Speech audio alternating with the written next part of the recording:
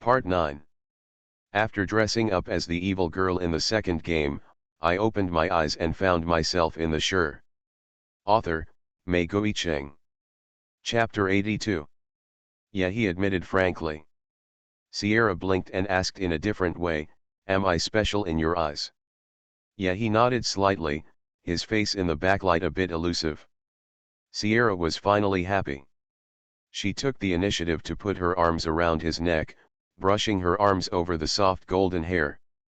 Her voice became sweet and soft. Mr. Rosehill, I realize that it was really disrespectful that I didn't say hello to you just now. Politeness, could you please let me make up for it now? The handsome vampire lowered his eyes. He knew that the girl in front of him was thinking about something bad, but he still rolled his Adam's apple and nodded indulgently.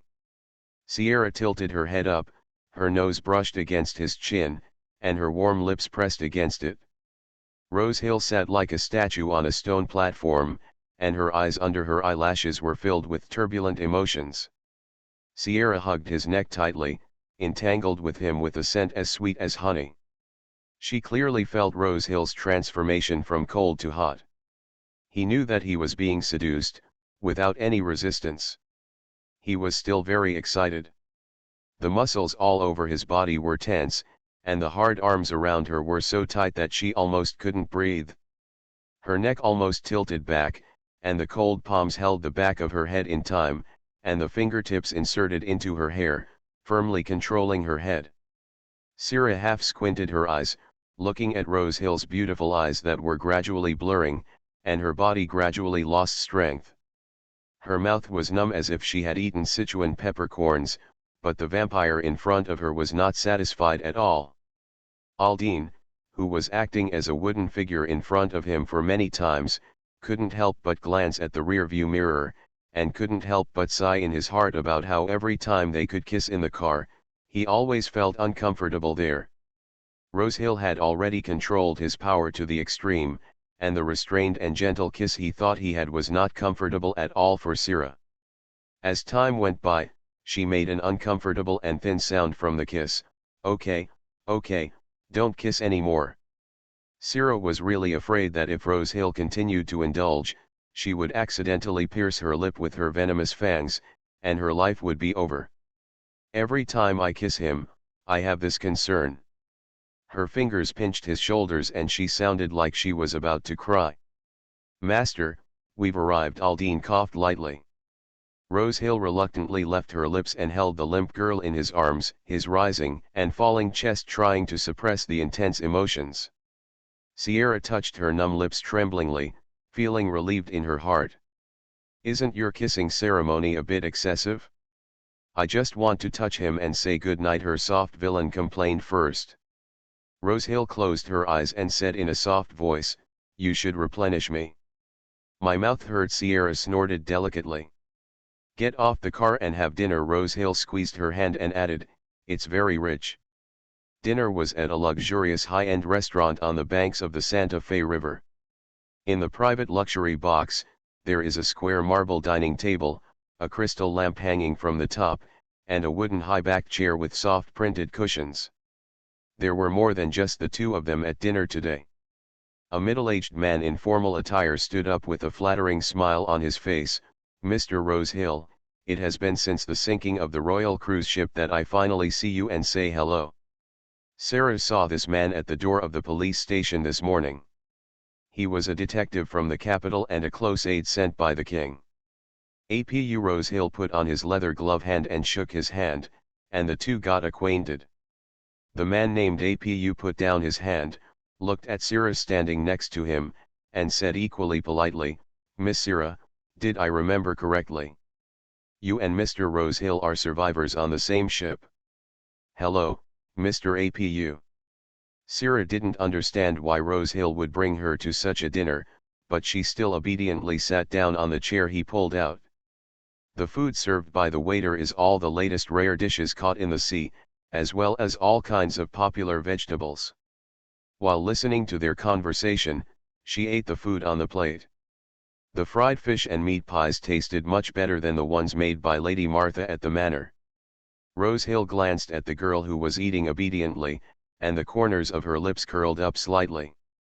"Mr. Rosehill, I did a rough investigation of the time of Whitman's death. It was the night you took care of the racetrack gang." Sierra's chewing slowed down and her ears perked up. APU lit a cigar and said with a smile, "Isn't it strange that every time there is a problem in your place, the mastermind behind the scenes will die suddenly in various ways that night, including dismemberment, shooting, and suicide? There's everything." Sierra secretly glanced at Rosehill next to her, and met his calm eyes. She only heard him ask lightly, "What else do you want to eat?" The other party was poking at him secretly, but he still asked him calmly what he wanted to eat. Sierra thought for a few seconds, "Lemon-flavored cream cake, plus chocolate flavor." "Good." APU, who was ignored, did not show his emotions and said clearly, "Whitman allowed the gang to come and destroy your place.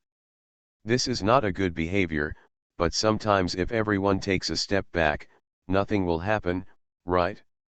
Why hurt people's lives?" Rosehill finally turned her gaze from the greedy girl to him. "Is there any evidence that I did it?" He had already published a newspaper article to save someone's injured hand. He did not go out that night and a doctor came to serve him. He had a complete alibi. As a close confidant of the king, APU accepted many cases, and the origins of all the cases were inseparable from Rosehill, but it was like this every time, and every time he and his subordinates had alibi. This is a cunning man who can never be caught, even though he knows he is capable of committing murder and arson. Everyone knows it, including the king. APU said, "He thinks something will happen if you are allowed to continue like this." Sierra was not sure if these words were acceptable to her. She looked at Rosehill again while eating the cake after dinner, and when she saw that he was not looking at her, she stretched out her hand under the dining table. He moved, turned his palm and pressed her hand on his leg to hold it, and squeezed it to reassure her. Sierra pursed her lips, picked up the spoon with her other hand and continued to eat. "What do you want to say?" Rosehill asked coldly. "I am happy to end this case immediately, including all the previous unresolved cases." APU leaned forward and stared at him with bright eyes. "How about we do a business? You like business the most, don't you?" In Sarah's view, this man had absolutely no capital to negotiate terms with Rosehill. He knew who the murderer was but had no evidence, which was not enough to put a duke in jail. Unless the person behind him borrowed this mouth. "I haven't done anything, but I still have to lock my chapter, ugh. Driving a car with stream of consciousness is also a pain. After dressing up as the evil girl in the second game, I opened my eyes and found myself in the Sure." Author, Mei Cheng. Chapter 83. It seems pretty obvious who it is. The clever little juju in Sierra's heart was completely ignored by the young man next to him. He tilted his head. The girl next to him lowered her head, her light brown hair flowing hazily on her back. Just now, where his palm touched hard, a few strands of hair messy. He reached out his hand, inserted his knuckles into the messy hair to help straighten it out, and lifted up her hair that was about to fall into the cake plate and hung it behind her ears. Sierra swallowed the cake and turned to look at him, with the cream still hanging on her lips. She probably realized that her mouth was a little dirty, and rolled the pink snake tip back to roll back the remaining cream at the corner of her lips. Rosehill's eyes darkened. "What business?" "The most profitable," APU said with a smile on his face, "a drug that can make people temporarily excited, forgetting pain and sorrow, leaving only eternal happiness. You only need to invest a certain amount of money to make the medicine, and leave the rest to me, and you will have a steady stream of money coming in." "Who are you selling it to?" Rosehill's originally impatient tone calmed down after touching the girl's hair a few times. The question made Upton pause. Anyone can do it, as long as they can afford it. Sierra's eyesight was really open today. At first, she thought it was some conscientious police detective who came to warn Rosehill to stop messing around. Co-author is not a good person and came to talk about this crap. She couldn't help but look at the people around her with worried eyes, and the cake in her mouth was tasteless. She felt that he would definitely not miss this non-losing business, but secretly she didn't want him to do this. Sierra's mood was like a mirror in Rose Hill. He leaned closer to her and asked calmly, "What do you think of this proposal?" Looking into his dark eyes, looking at the calculation that was so thick that she could not dispel them, she pondered for a moment and tentatively answered, "Not good." "Why?" he asked her, his deep voice a little more encouraging and soft. "It's very hurtful." Sierra pursed her lips and whispered, "The large-scale sale of this kind of thing will undoubtedly bring down the country's people. Once you are found to be selling this thing, it will also be very troublesome." She looked at APU and said, "In order to avoid withdrawal reactions, drug users must take drugs regularly and continuously increase the dosage, so that drug users cannot live without drugs all day long. You create these things and sell them with an irresistible gimmick. Will destroy countless families and harm countless innocent people who unintentionally tried but got stuck in the quagmire. So it's not good." Sierra shook her head, then looked at Rose Hill and said seriously, "I accept any of your business, and I understand that everything has a cause and a result, but this is the only one that doesn't work. Can you not touch it?" Her beautiful eyebrows were furrowed, and her bright little face was now covered with a dark cloud. Even the lights above her head could not dispel her bad mood. Rose Hill lowered her eyes, listening to her somewhat rapid breathing that was amplified by her ears. Her heart was beating very fast, and the flow of sweet blood in her arteries also accelerated. She was as emotional as when he had just kissed her. He looked at her, affected by the weak and worried emotion. "Are you full? Why can the jump between topics be so big?" Sierra was stunned for a moment, and subconsciously touched her bulging belly. "It's already stuffed into the throat." Rose Hill curled her lips, moved her chair and stood up. "Let's go." His hanging arms were right in front of her eyes, as if waiting for her to hug him. Sierra grinned, threw the napkin on her lap on the table, hugged his arm. "Send me home." The indifferent interaction between the two made APU angry. "Mr. Rosehill, can a woman's words shake your decision-making power? Do you know what you have lost? You will regret it." These words were very provocative, and Sierra was not too worried. He did control part of Rose Hill's emotions, and he must have realized it and not resisted.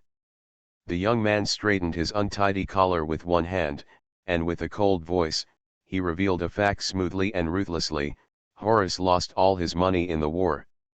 "Rose Hill? You actually called the king by his first name." APU slapped the table. A pair of sharp eyes turned back, like the eyes of a beast when hunting, with murderous intent. "You offended me, APU." APU suddenly lost the ability to speak, because the terrifying look in his eyes caused the blood to freeze from the soles of his feet to his head. After a few seconds, a silent bodyguard behind him poked him secretly, bringing him back to his senses. APU lowered his waist little by little. "I apologize for my rudeness, Duke of Rose Hill." After coming out of the restaurant, Sierra shrank her neck in the cold wind blowing from the river, and Aldine stood upright by the car door and bent down to open the door. Mr. APU's face was full of dissatisfaction. She turned her head and asked, "But King Horus has been waging colonial wars outside. Why does he have no money? He has won a lot of land and slaves.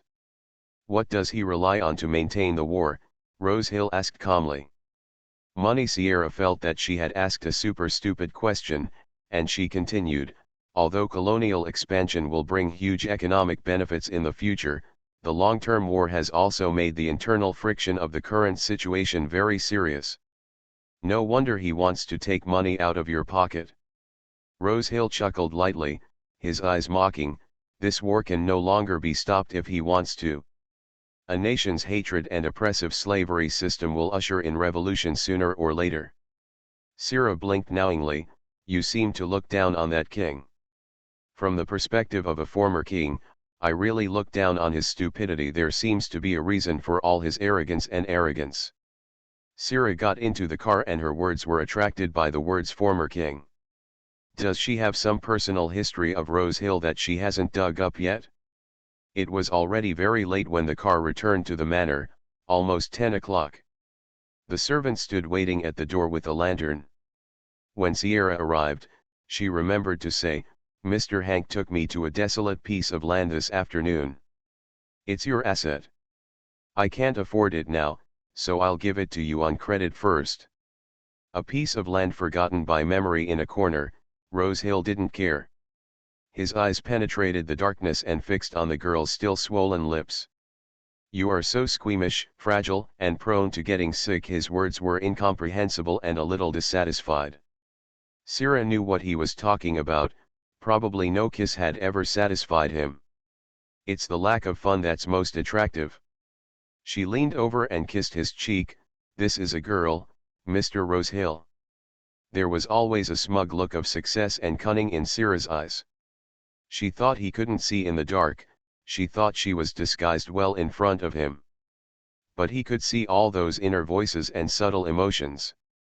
You are listening to Novels at Bless Up channel. Wish you happiness and luck.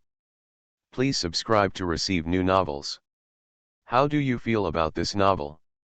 Please like and leave a comment. After dressing up as the evil girl in the second game, I opened my eyes and found myself in the Sure. Author, Mei Cheng. Chapter 84. Rose Hill held her hand and said, "What you owe me can be written off in one go, and you will have whatever you want." Sierra blocked his words with her lips, pecked him and left quickly.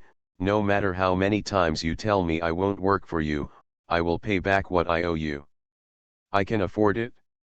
She withdrew her hand, opened the door and got out of the car, and smiled at him in the darkness. "Good night, Mr. Rose Hill." The car door closed, and the girl, whose skirt was still stained with rabbit blood, quickly followed the servant back to the manor. Aldine glanced at the owner behind him who was still immersed in the girl's kiss, and silently started the car. Lizzie couldn't get angry at Sierra's late return. It was a good thing that the Duke liked his daughter, but her rebellious and disobedient character, as Josie said in her ears, would cause her to cause trouble in the future and bring her down. The matter of cultivating a qualified lady needs to be put on the agenda. After taking a shower, Sierra got into the fragrant quilt and waited for Luxid to appear. During the long night, the girl fell into a dream. Under the turbulent deep sea on the other side, submarine earthquakes are continuing. Harmful gases spouting out from rock cracks are killing the fish that are hit. Logozide held a handful of seaweed with a strange shape and shimmering light in his hand, and his giant fan-shaped tail fin swung rapidly, constantly avoiding the gas coming from all around and underneath him. The cracked seafloor rocks triggered a huge tsunami on the sea level. In the uninhabited sea area, strong winds and thunder rolled, and waves tens of meters high brought a shocking sense of oppression. Roxid walked around the towering rock groups standing on the sea floor one after another. Those rock pillars and peaks broke from their roots and collapsed due to the splitting of the seafloor plates. The swift mermaid was so fast that he could hardly see his shadow among the rocks. He quickly and nimbly dodged the giant rocks that were coming at him from all directions one after another. He carefully protected the glowing seaweed with one hand and continued to rush upwards with his strong fish tail. The sharp stones were squeezed by the current and scraped over his fish tail, scratching his back and side fins. Blood spread, and Logosied was unaware of it. His white body had a fish tail like black ink. Rushing out of the sea with one mind. Thunder roared, and white light illuminated half of the sky. The mermaid jumped up into the air, throwing out countless crystal water droplets from his silver hair and fish tail. Raindrops hit his face, his eyes were firm and bright. He swam along the high waves of the tsunami and gradually came to a gentle place, at the bottom of an unfamiliar cliff. A few scattered rocks were impacted by the sea water, exposing half of his head. He dragged his injured fish tail up with the luminous seaweed and flipped over to lie down. "Sierra!" With a gentle call, the girl who had fallen into a dark sleep opened her eyes. What I saw in front of me was not the bed curtain in the room, but a few large black rocks with dense conch and thin shells growing on them. In the thick black night sky, rain fell head-on. Sierra's vision was blurred. The thin cotton nightgown clung to her body, and there was no chill in the wet touch. It's a dream. Lawside's woven dream. Such a scene reminded her of her own ending as a vicious stepdaughter who was filmed dead on a rock and turned into a pancake. Her heartbeat skipped half a beat when she recalled the ending of death. Her toes curled up and clung to the uneven rock surface.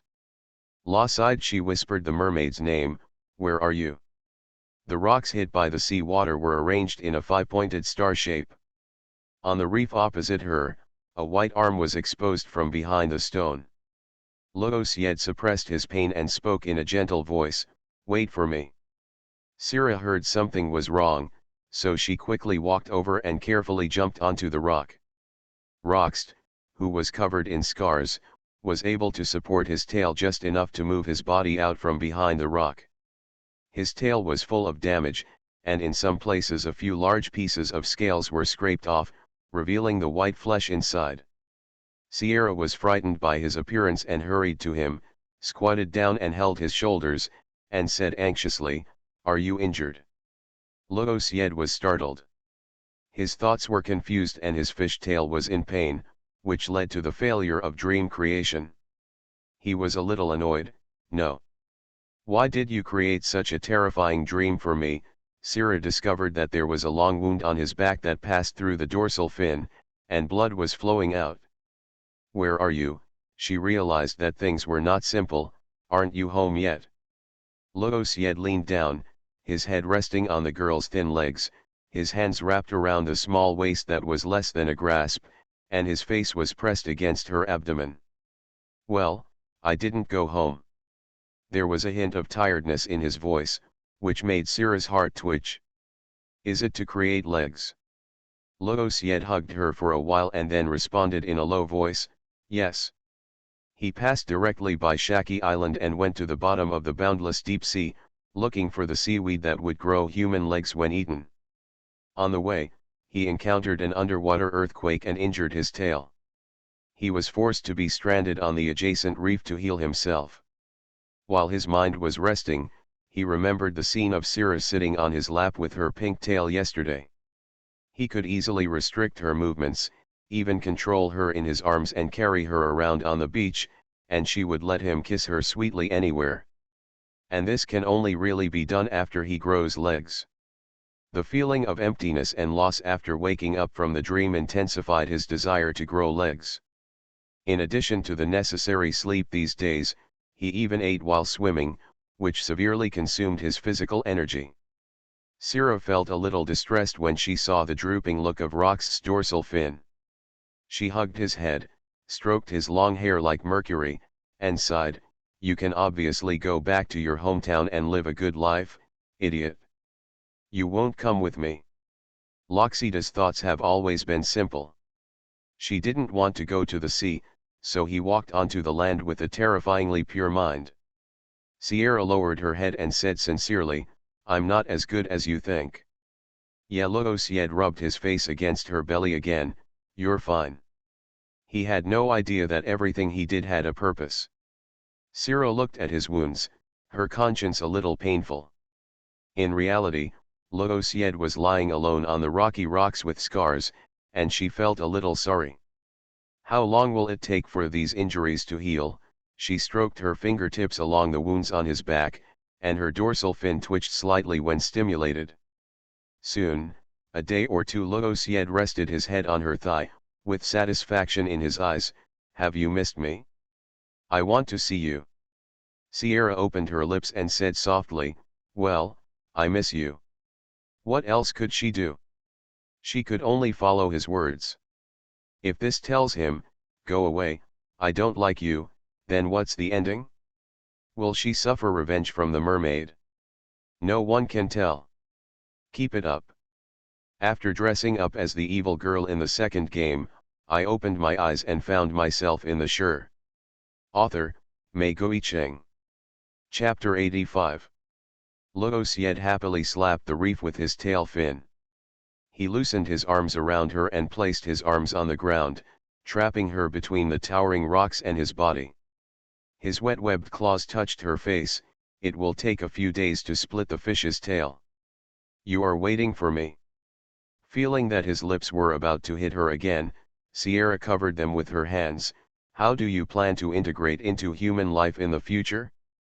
It will be very difficult for you. Aren't you willing to teach me? Luoxie gently touched her palm, slowly coiled the fish's tail and rubbed it against her thigh.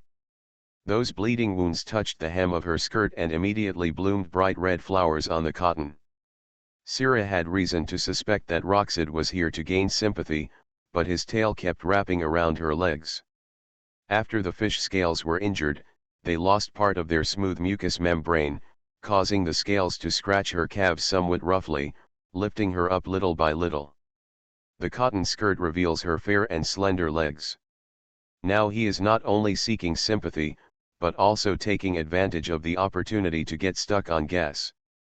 Even though he was in a dream, Luoxie was still able to flirt with him by doing this to a girl who had no ability to resist. He simply rolled her up and put her on his tail, not caring at all that her butt was pressing against a collapsed wound, and his webbed claws were secretly squeezing her soft thigh flesh.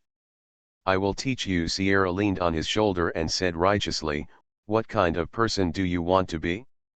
It's definitely not okay to lift a girl's skirt casually, and it's definitely not okay to touch a girl's thigh. Luoxid's happy hand paused, silently took it back a little from the hem of the skirt, and rested it on her knee instead. He leaned his wet head against her neck and asked aggrievedly, then what kind of person do you like? Sierra said briskly, if you don't lift a girl's skirt casually, you won't touch her thighs. Luoxie didn't answer. The touch on his hand was too good, so he hesitated. Sierra turned her face, and the mermaid raised her head, peering out of the dark clouds with the moonlight behind him, and shadows covering his lake blue eyes. He didn't look like he wanted to agree to her proposal at all. Sierra chuckled and raised her hand to touch his pointed ears. Okay, but you have to get my permission before you can do this in the future. You've been really messy these days. You're dreaming. Luoxie moved his lips. You won't feel anything in bed. Nothing we did happened in reality. Indeed, but every morning when I wake up, all I can think about is what you did to me. She hugged his neck in an intimate gesture. I can't get your shadow out of my mind every day. I was very distressed all day long.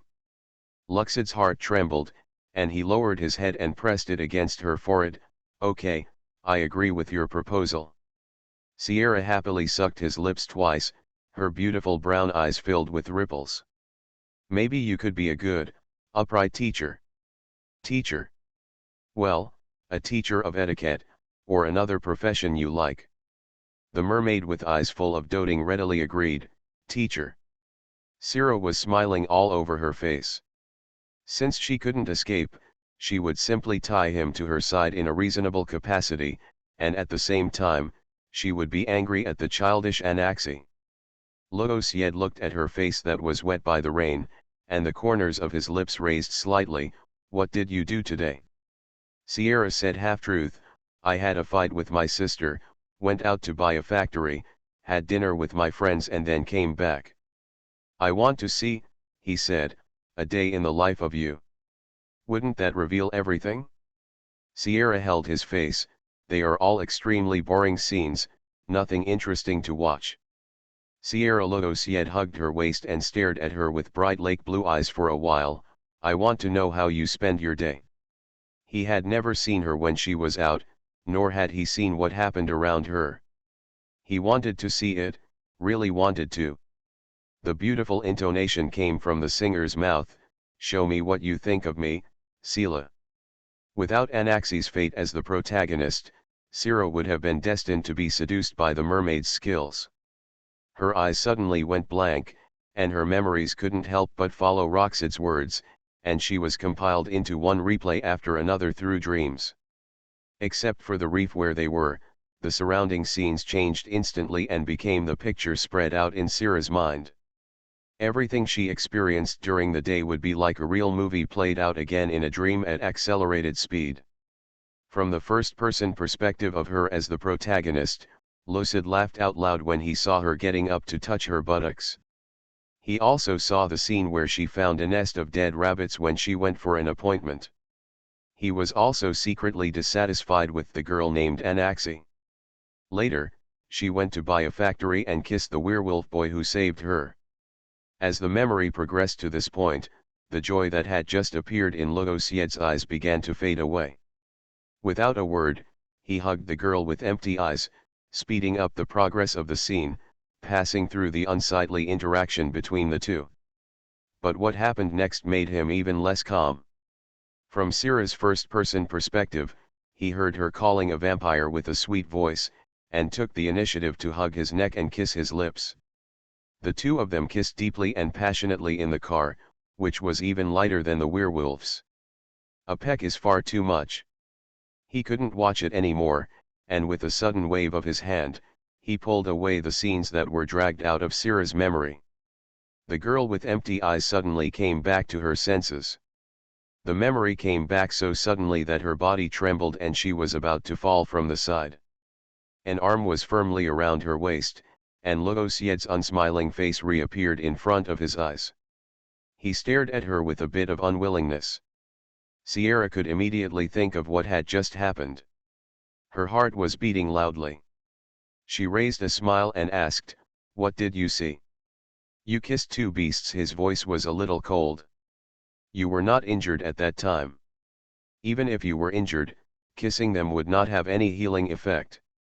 Why did you kiss them? Do you like them very much?" "I kissed two beasts." Sierra was stunned. "Are you talking about Eric and Mr. Rosehill?" Seeing her calling out two people's names so generously, Logosied's mood became even worse. He turned his face away and didn't want to talk to her. "La sighed, that's just a kissing ceremony," Sierra said with a smile.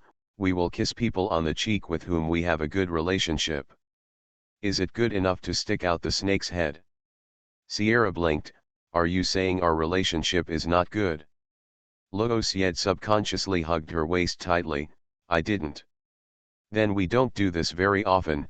Sierra leaned towards the side of his face and said with a smile, "Our relationship is the most intimate, and no one can compare with it. After dressing up as the evil girl in the second game, I opened my eyes and found myself in the Sure. Author, Mei Guicheng. Chapter 86. Logosied pursed his lips slightly, but couldn't help but lower his eyes to look at the girl in front of him. "They are different from you, you know." Sierra raised her eyes slightly, with a smile in her eyes. "Kissing you can heal the wounds on my body, and I can have midsummer night's dreams again and again. How can you? Do you think I like them more than you?" The girl leaned forward, her white nightgown soaked by the rain clinging to her body, and the amazing curves she outlined were almost completely exposed from the skirt. She didn't panic at all because of the internal vacuum. This was a dream, and there was nothing Logosied could do to her. His sadness and disappointment slowly faded away, being covered by a deeper layer of desire. Syrah smiled and hugged his neck. Her bright little face smiled a little innocently. "You are unique in my heart, Luxid." His eyes were now filled with the girl's rain-covered body and her slightly curled lips, which were moist and sexy. Rox's Adam's apple rolled again and again, and finally he couldn't bear it any longer. He put his webbed paws around her waist and pressed her to her chest, lowered his head and kissed her hard. Syrah, who had managed to survive safely, was so well behaved that she let him hold her head and chew on her. It wasn't until she vaguely heard the real world, the ancient clock downstairs in the manor chiming the time, that she was able to stop. Escape from this dream. Rox had fallen into a dream very late. When Syrah woke up after hearing the sound of the bell, he glanced at the top of the bed hazily, and then turned around as if his body had been hollowed out, hiding his entire face. Into the pillow. Ever since her and Luxid's dreams came together, the feeling of being a migrant worker working 24 hours a day was really uncomfortable. Her brain and body were struggling to cope. She didn't want to get up even after breakfast. The servant called her twice before Syrah reluctantly got out of bed. Lizzie and Mrs. Josie were to attend Whitman's final funeral services, and today only the two daughters were kept at home. Anaxi's face was still a little swollen, and she looked so embarrassed that she couldn't go out to see anyone. She ignored him, and Syrah was happy to be at ease. It was already known among the servants that she was a rabbit killer. No matter how bad her character or temper was, it didn't matter. When Anashi went to the piano room to practice the song she was going to play at David's house tomorrow, Sierra went back to the room and changed clothes, a light green dress, a pair of light green gloves that reached her elbows, and a string of pearl necklaces hanging around her neck. And stuffed a lot of gold coins into the green plaid string bag that he wanted to bring. She lied to the servants that she would read in her room all day and would call her at dinner time, so she sneaked out while the servants were having lunch in the servants' room. While passing by the servants' dining room, she heard something interesting. When Joey sneaked out to a bar to drink, he was blocked by a stranger at the end of an alley and beaten up. The beating was so severe that he was still in the hospital with a hanging bottle. It is estimated that for several days, his work was temporarily shared by others, which was also convenient for Syrah. The horses in the stable were already familiar to her, and when they rode out, they made little noise and didn't attract anyone's attention. Today is the day when the werewolf butcher shop opens. Sierra has no plans to go, but instead takes a detour to a place where a bunch of strong men are looking for temporary workers. What do you need, miss? 5 cleaners, 2 lawn mowers, 3 factory maintenance workers, and 3 men carrying things are coming. It took a lot of money to collect the wages and agency fees for 11 people, but Syrah generously gave another tip and chartered several cars to take them straight to the abandoned factory. Everyone got out of the car with their own tools and were dumbfounded. You originally wanted to repair this place. I had long heard that many people had died here, and everyone was still a little scared. Syrah turned the horse's head and looked at them, smiled and said, after you finish the work, I will pay you extra for your hard work, and I will also pay for the dinner. After all, she was a lady from the Earl's family, and the conditions and prices she offered were very generous. Everyone looked at each other, rolled up their sleeves, and got to work. It is unrealistic to repair this place in one day, and it cannot be done without a supervisor. I have to ask Eric about this when I go back tonight. Syrah stood here for a while, then went to look at the workers' dormitory next door, and found that except for a house shelf, everything inside was burned out. She still needed to buy a lot of beds and bedding, even down to the details of the slaves. Clothes and toiletries. She thought for a moment and went to find Carol at the tailor shop on the street. You want me to make clothes for the black slaves? Carol leaned against the counter and looked at her with a disgusting expression. My customers are all natives.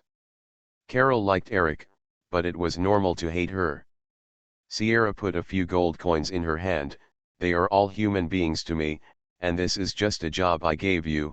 You want this working?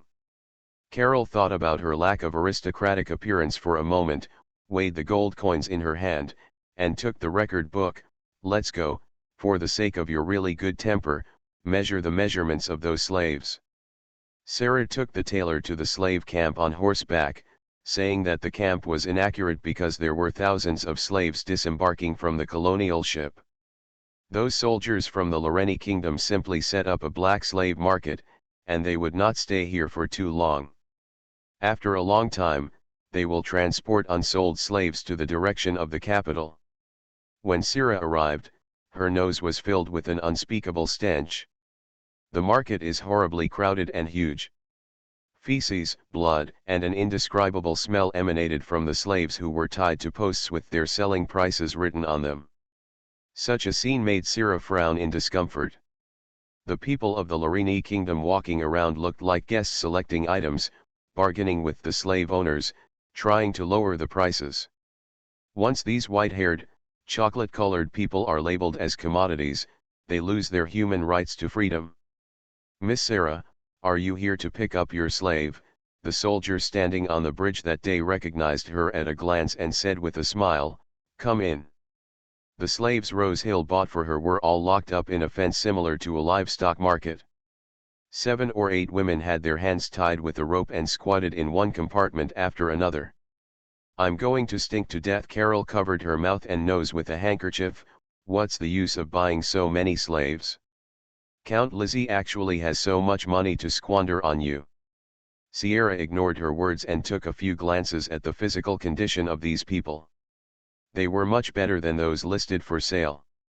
The half-year-old child from before was also crouching in the corner and following. She waved. The soldier said politely, including the child, "You bought a total of 18 female slaves, all of whom are in good health. It's 2p today, keep it steady, it's expected to be available on 2nd next week.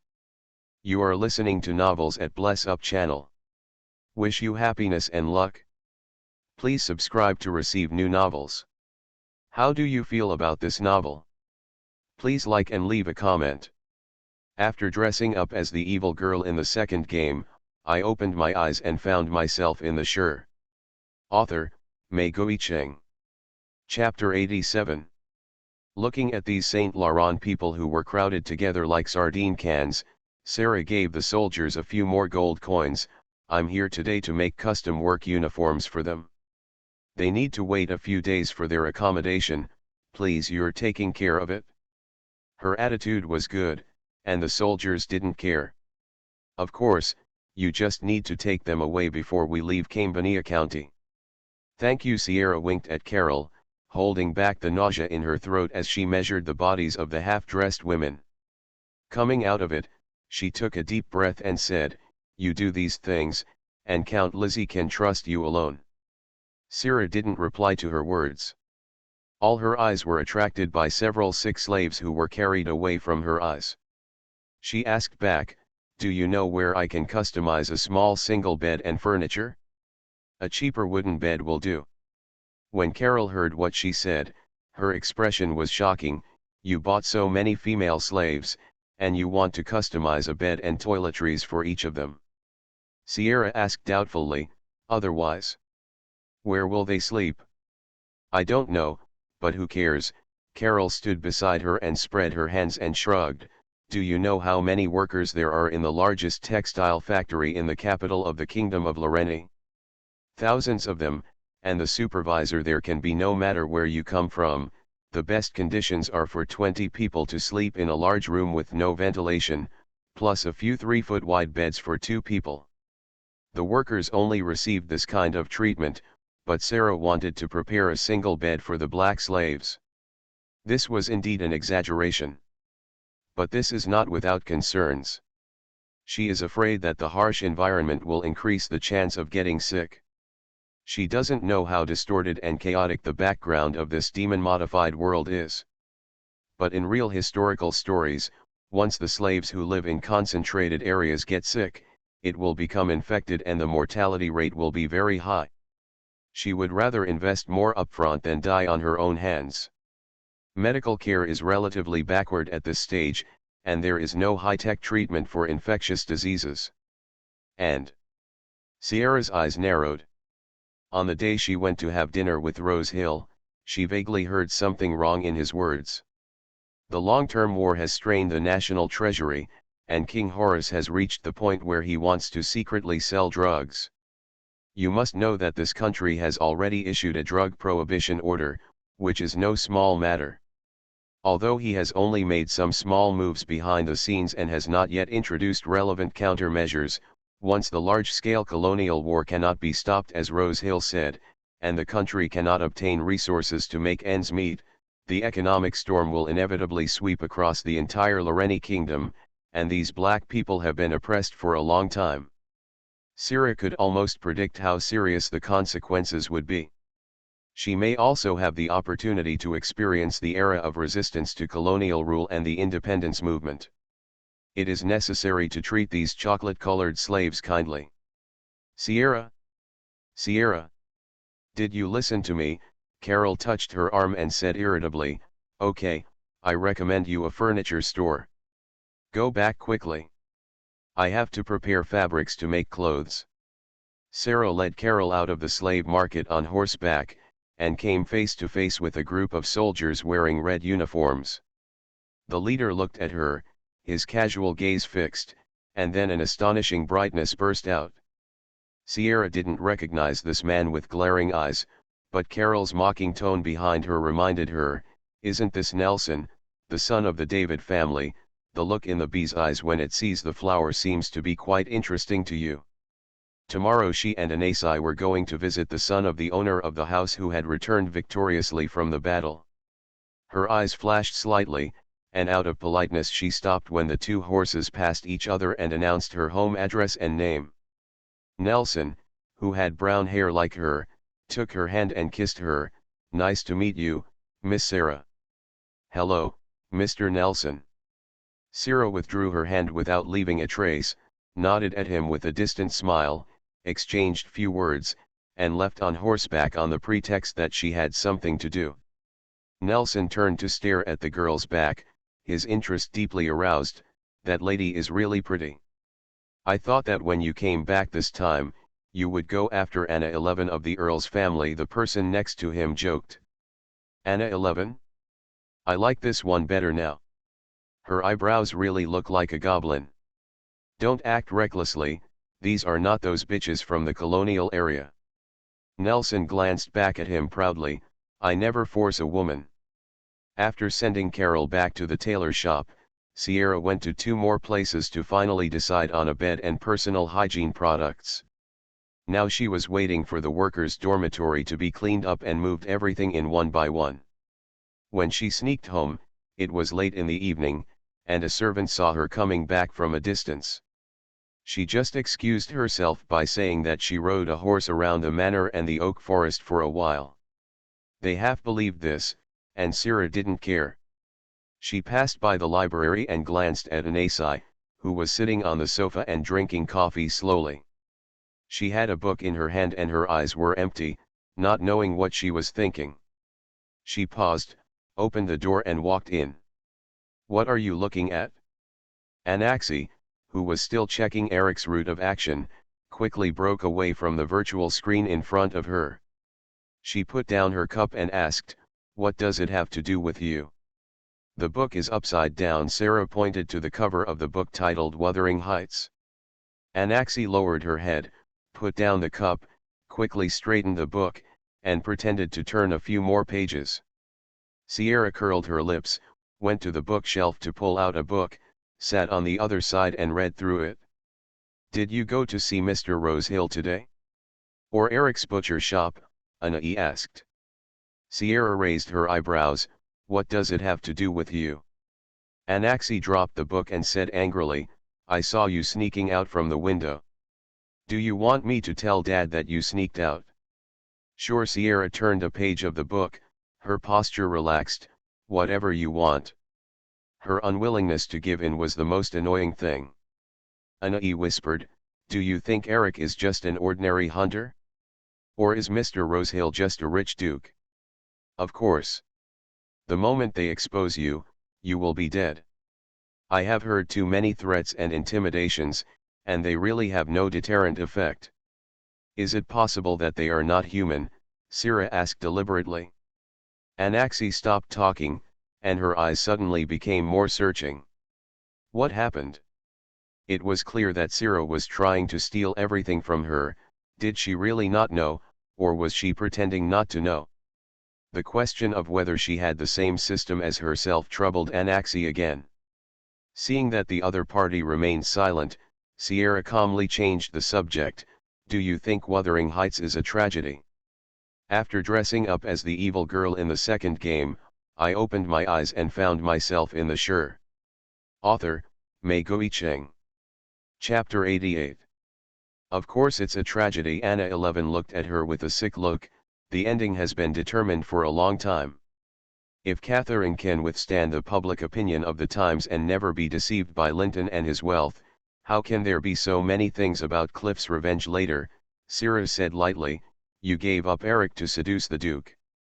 Isn't it just because of poverty and status? So I don't blame him for coming to me and becoming my friend. You pushed him to me yourself." She is always good at inserting a knife into the heroine's heart. Anaxi is a heroine with deep-rooted thoughts. She does not think too far ahead. In other words, the four-person game made her really want to take the step. However, when she was struggling on the moral level, Sierra's sudden arrival broke the news. Everything. The two stayed in the library in silence until dinner time, waiting for Lizzie and Mrs. Josie to come back for dinner. Sierra ate very little for dinner today, and deliberately kept a straight face and refused to talk to Lizzie. After leaving the table after the meal according to the rules, she went back to the bathroom in the room to take a bath, and asked the servant to bring a bottle of rose essential oil to ensure that her whole body was exuding the fragrant and attractive smell. The night wind blew through the window sill that the girl had deliberately opened, and the white curtains blew out of the window to form a big bulge, like a wave in the air. The werewolf boy, who was carrying good wine and side dishes, seemed to have received permission, jumped from the top of the oak tree and ran lightly to the window. Eric looked up at the bedroom with orange warm lights, holding the food in one hand, and smelled the fragrance emanating from the girl's body in the night wind. Even before he saw her, he was already upset and his heart was beating very fast. Sierra was sitting in front of the dressing table combing her hair. The slight sound from the water pipe outside the window made her immediately put down the comb, got up and walked over. The young and strong boy happened to have one hand on the upper window sill, supporting his entire body with only the strength of one arm. "Eric, be careful." Sierra quickly took the midnight snack from his other hand and took 2 steps back to make way for her. The handsome young man easily rolled into the bedroom. He also came here after specially taking a shower. He only wore a clean black vest, and his delicate lines of wheat-colored muscles were clearly visible in the moonlight. Sierra licked her lips and looked at the gentle young man with deep eyebrows. "What delicious food did you bring?" "Spicy rabbit heads and meat skewers. Greenie made them for you in the store," Eric said with a smile. He looked at the white nightgown of the girl in front of him, which only exposed her arms and calves. Her earlobes were a little red. "There is also another bottle of wine." "I'll lock the door first." Sierra ran to the door barefoot and locked the bedroom door. The girl's ankles were white, and her toes on the floor were small and round. Eric's eyes moved slightly, and then he hurriedly looked away when she noticed his gaze. "Why don't you wear slippers? The fireplace is burning brightly. I'm very hot." Sierra ran back to him and sat down on the fluffy carpet beside the bed naturally. "Aren't you going to sit down?" Eric sat down cross-legged next to her with red earlobes. Sierra went to open the oil paper bag he brought with a happy face. "How is the opening today?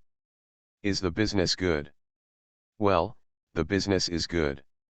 We have customers accumulated from the old butcher shop. We have been busy all day." He helped her take out the wine bottle and looked at the liquid sloshing under the cork with hesitant eyes. He has been struggling to think about whether to let her drink or not, but he hasn't decided yet.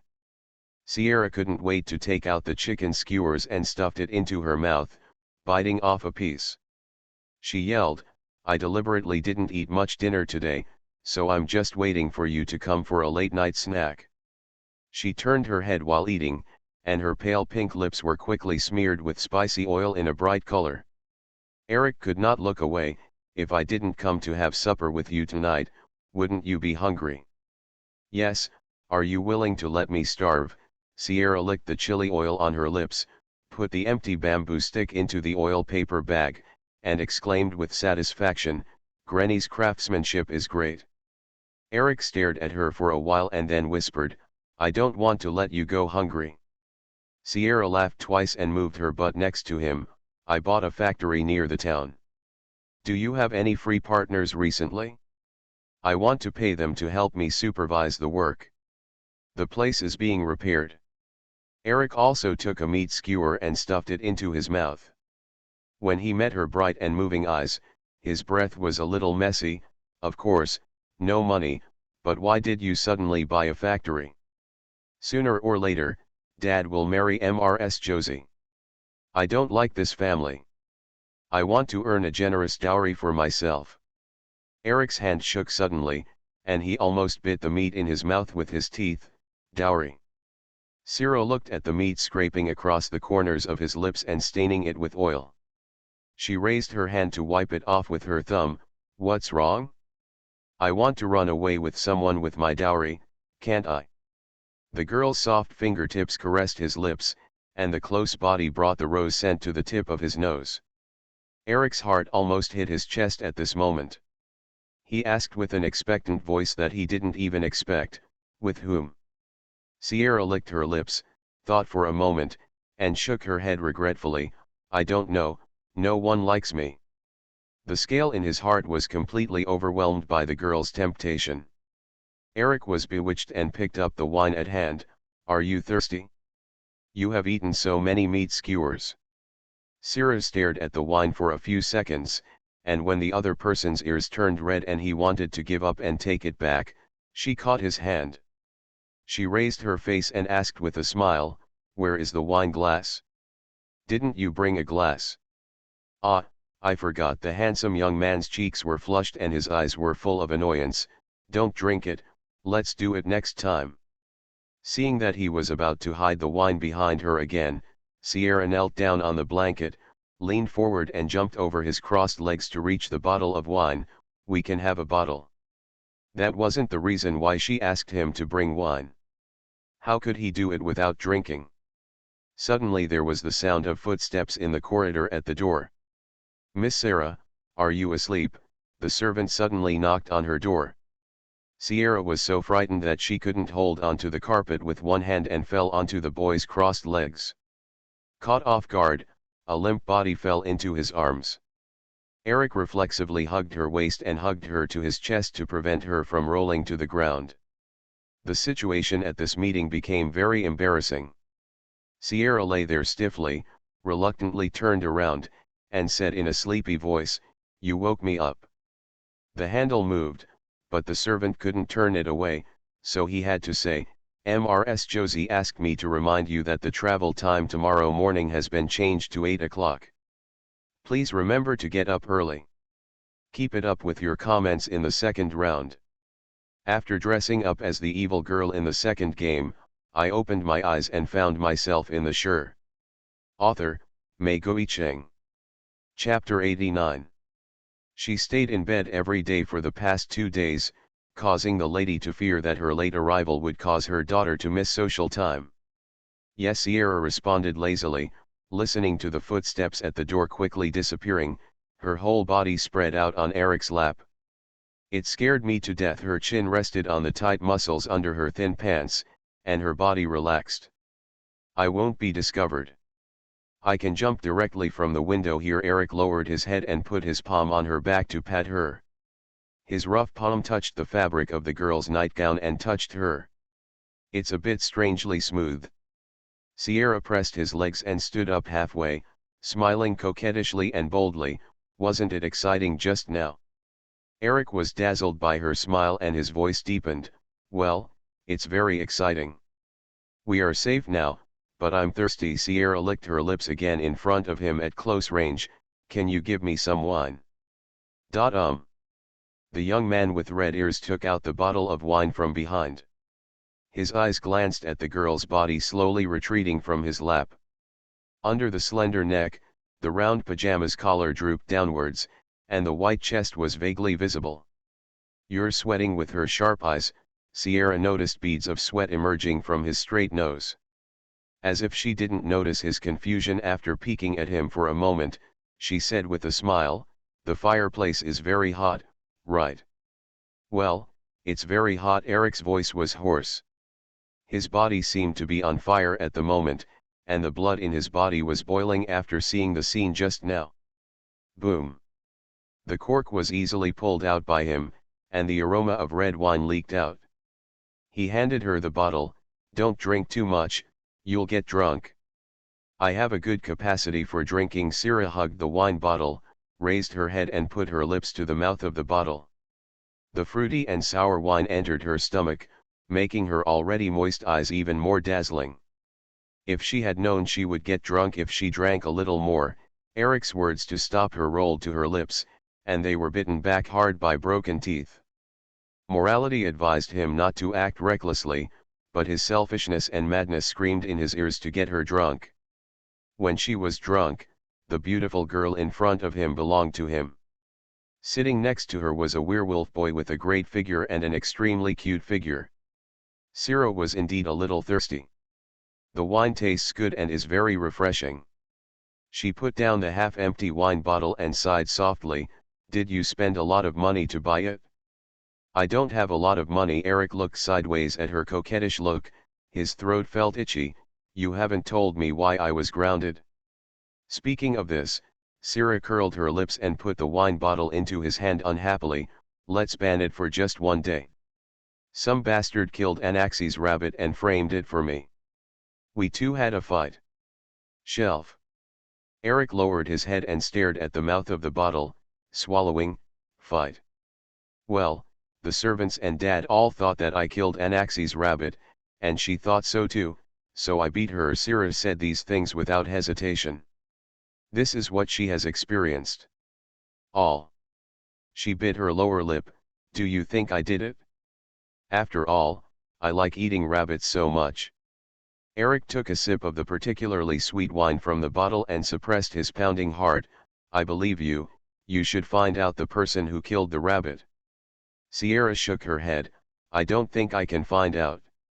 They obviously just want to make Dad hate me, and they always do such annoying things." She took his wine bottle again and poured several sips of wine into her stomach. Her shoulders slumped as if she was drinking to drown her sorrows. Outsiders were not allowed to participate in the internal disputes of aristocratic families. Eric didn't know what to say, so he just raised his hand and put it on the top of her hair. "Stay away from Anasi, and stay away from her mother." "Yeah, you've said it several times." Sierra nodded, and the firelight from the fireplace couldn't stop the blush rising on her face. "Are you drunk?" "Sierra? Me? No." She shook her head, breathed out the smell of alcohol, and burped uncontrollably. Sierra began to feel dizzy, and the way her jaw moved little by little made her charming face become cute and cute. Eric's hand slid down from her head little by little, his fingertips swept across her cheek, and he boldly pinched her soft cheek. His fingers, which he often used for hunting, were rough, but after squeezing them for a while, her face started to hurt a little. Sierra frowned, put down the wine bottle she was holding and hugged his arm. "You think I'm dough, you're squeezing it here and there." Eric chuckled, loving her current coquettishness even more. "Don't drink outside anymore. Don't get drunk." "Why?" Sella pressed half of her face into his warm palm, her eyes gradually becoming misty. "So cute." Eric leaned forward, held her face in his hands, dug his fingertips into the soft cheeks and squeezed again. Sierra frowned and bit down on his palm, not lightly but not harshly, leaving a row of small white teeth marks. "I'm angry because you're pinching my face." A soft threat with no deterrent effect. Eric couldn't bear it anymore, held up her drunken face, lowered his head and kissed her. "Well?" Sierra opened her eyes wide, and the young man close at hand closed his eyes tightly. His thick black and curled eyelashes trembled violently, and his heart beat rapidly, louder than the crackling of charcoal fire in the fireplace. He now looks like a kid who refuses to stop even though he's doing something bad. The round moon gradually moved to the window, a large amount of silver light illuminated the woods in the distance, and the stars were densely covered outside the wide-open window sill. She suddenly turned her head, letting her wine-scented lips fall on her cheek, and pointed out the window. "The moon is so round, so beautiful." Eric hugged her limp body that fell to one side and glanced out the window. "Do you want to take a closer look?" "Huh?" Sierra leaned into his arms and wrapped her arms around his neck. "Okay." The wolves secretly live the most ordinary lives among humans. They hide their abilities and all the secrets of their lives. Eric, who knew he had to obey the rules, picked up the drunk girl and jumped onto the window sill.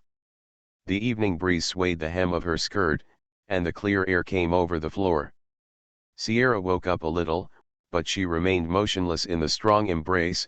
"Are you going to hold me and jump off the building? We will go to the hospital together tomorrow." LA. There was no trace of panic, just squeamish questioning. Eric laughed so hard that his chest shook. He knew that she was very drunk now and would not remember anything when she woke up. He slightly bent his knees and jumped down from the windowsill. Sierra hugged his neck tightly and watched the ground impact at close range before her eyes. Eric's movement on the lawn was silent, and no one knew how he managed such a big body. He hugged the girl, who was as light as a feather, and rushed towards the oak forest not far away. You are listening to Novels at Bless Up channel. Wish you happiness and luck. Please subscribe to receive new novels. How do you feel about this novel? Please like and leave a comment. After dressing up as the evil girl in the second game, I opened my eyes and found myself in the Shire. Author, Mei Cheng. Chapter 90. Compared to Hinek's running in pure wolf form, Eric's speed is relatively normal. The wind will roar but will not hurt his face or ears. The temperature at night was very low, and the temperature on Eric's body was very hot. Sierra, who was only wearing a thin skirt, didn't feel cold at all, and she even put her body on the strong body wearing only a black vest. Realizing her movements, Eric's lips curved high. He chose the tallest oak tree and stopped under it. Want to have some adventure, Sierra? What adventure? She was put down, and then Eric knelt down in front of her. Come on. Sierra jumped on his back without hesitation and said with a smile, You want to take me to climb a tree? The two of us will fall down together. No, I will show you the biggest moon. Eric held her hip with one hand, grabbed the tree trunk with the other, and climbed up quickly. It was very dark, and with some scattered moonlight, she could clearly see the place where his fingers grabbed the tree trunk, leaving 5 medium-deep fingerprints, and the poor bark was constantly being scratched off by the diamond claw-like fingers. Approaching the 20-meter-high oak tree, Eric only took more than 10 seconds to reach the top. His speed was already beyond human level. The tree crowns are staggered overhead, and dense green leaves stretch around, like a natural dome barrier. She had known that they were non-humans, but for the first time she climbed to the top of a tree dozens of meters high without any safety measures. Sierra was still deeply shocked. Eric carefully placed her on a very thick branch, because the vibration of the branch caused large pieces of tender green leaves to fall. A few leaves fell to the top of her head. Eric helped her remove them, and held her hand tightly, listening to her drunken complaint, They are all leaves, where is the moon? Come. He stepped on a barrel-thick tree trunk and guided her little by little out of the green leaves. The further you go towards the front, the thinner the branches become. This is no different from a thicker single plank bridge, but the single plank bridge is not only strong but also has a safety rope. Like the branch under Sierra's feet now, it rises and falls due to the weight of the two people walking, and she doubts that it will be broken due to the weight of the two people walking. Sensing that she was afraid, Eric held her hand tightly and said in a gentle but firm voice, You are safe, Sierra. Even if she fell directly, he would still be able to protect her. Sierra raised her eyes, and the handsome young wolf gradually walked to the tip of the sparse leaves. Behind him was the moon rising high, as if magnified 1,000 times. A large amount of silver light shone on the top of the entire oak forest, and the ocean formed by countless oak leaves came into view. The starry sky and the moon hung above her head, and the silver-white sea of leaves illuminated by the moon undulated with the wind. She stood on the top of the entire oak forest and looked down at the ultimate beauty. Words can never describe the scene she saw with her own eyes. Shocking. Incomparably unique natural scenery. Sierra said fascinatedly, It's so magical. It's beautiful, isn't it? Eric smiled proudly. She nodded, So beautiful. Within a few minutes, without the hot stove, Sierra sneezed. A sneeze. She sniffed and took the initiative to stuff her body back into Eric's arms. It's cold, please warm me up. Eric simply sat down on the thick branch, picked her up on his lap and hugged her. Pressing against the warm chest and arms, Sierra immediately breathed out a sigh of relief. I definitely don't want to leave you in the winter. Eric's heart skipped a beat and he joked, do you want to invite me to warm your bed? Sierra nodded, her tongue quivering as she couldn't hold it straight. Sure, if you climb through my window every day, I will leave a gap for you. You are so drunk that the wind didn't wake you up at all. Eric suppressed his smile and lowered his eyes to look at the girl who was holding his vest. Her drunken and careless eyes did not think that these words were related to a person at all. The man said how dangerous it was. Well, she raised her head, the scenery is so beautiful, would you like to consider kissing me again? Ying ying ying. This is how dates are written in the books. Eric fell into silence. Sierra, do you know who I am? Eric, she said with a drunken smile, you held my face and kissed me just now. Why are you asking such a stupid question now? The other party was speechless and did not come over immediately to continue kissing her. Sierra nodded her lips and said regretfully, are you really not going to kiss her? Her subtext was like telling him that opportunities are rare and should not be missed when passing by. Starting from eating meat skewers in the bedroom, to now the fatal flirting, the reason in Eric's brain that had just been blown out by the cold wind clicked and fell into pieces. Anaxi, who was still sleeping in bed, turned over. The white light hovered in front of her eyes for a while, and the system's mechanical reminder finally woke her up. She reluctantly opened her eyes to see clearly what was displayed on the interface, and her tired eyes suddenly widened. Eric's family affection value, which was originally fixed, dropped from only 4 points to 3 points an hour ago.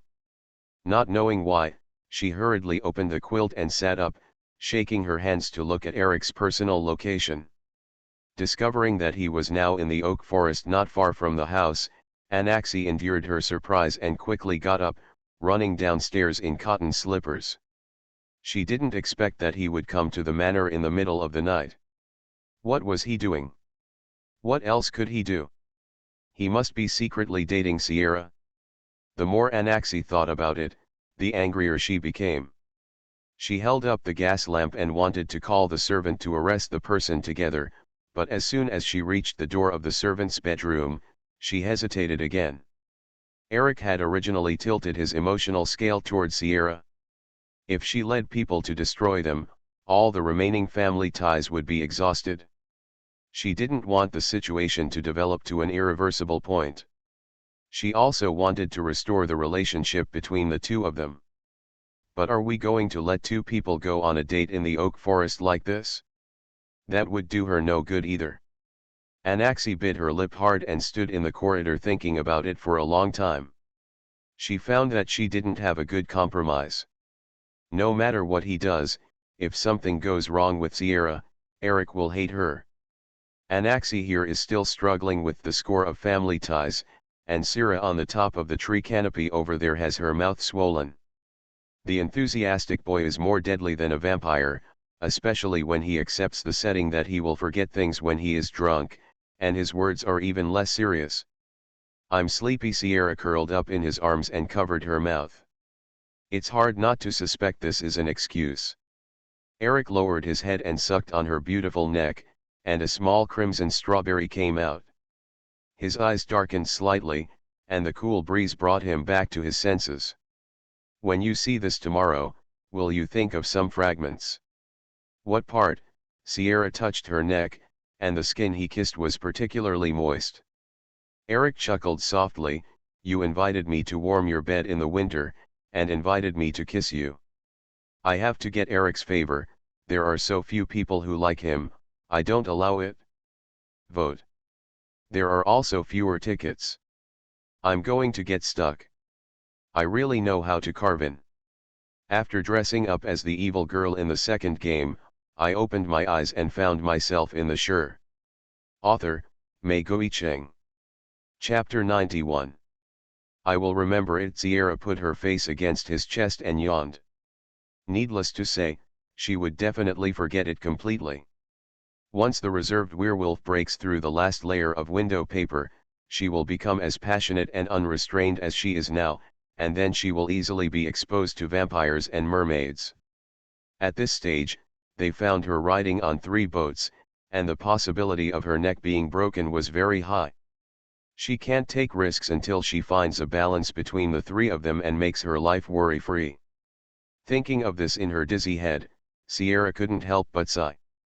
So why do these 3 male protagonists live so close to each other? She only has this vest from the beginning.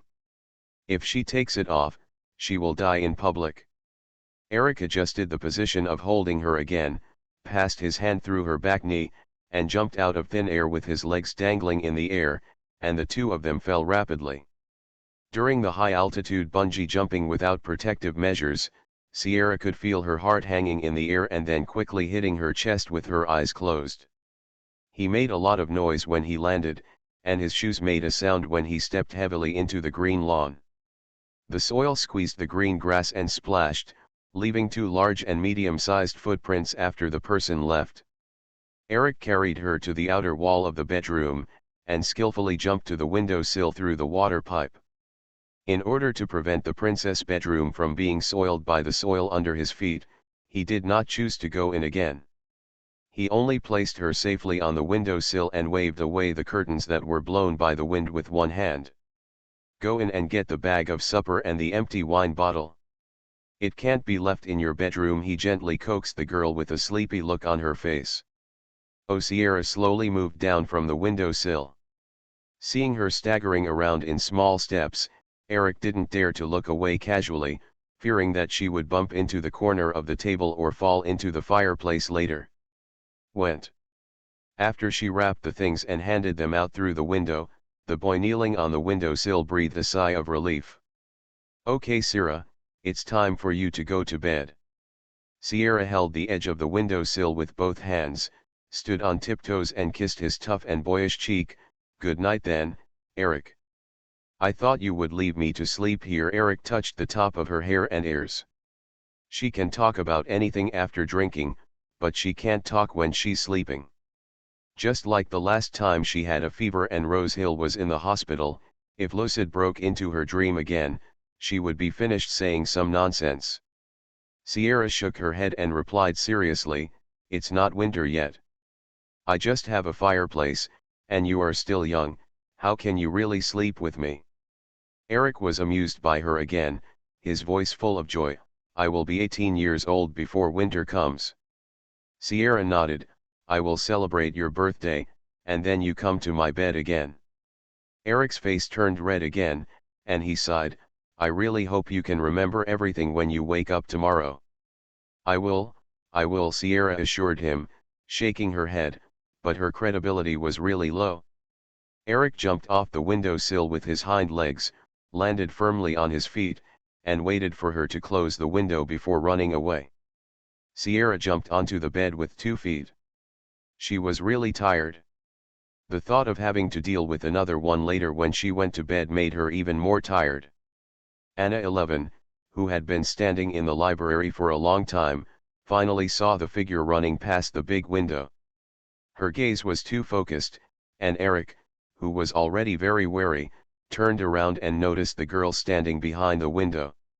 He was surprised but did not make any pause, and the figure quickly disappeared from an 11's eyes. He didn't even want to have any more communication. Eric's attitude toward her was constantly changing as his family affection reached its lowest point. They had almost become 2 parallel lines that no longer intersect. Anaxi slowly sat back on the sofa, digging her nails into her palms.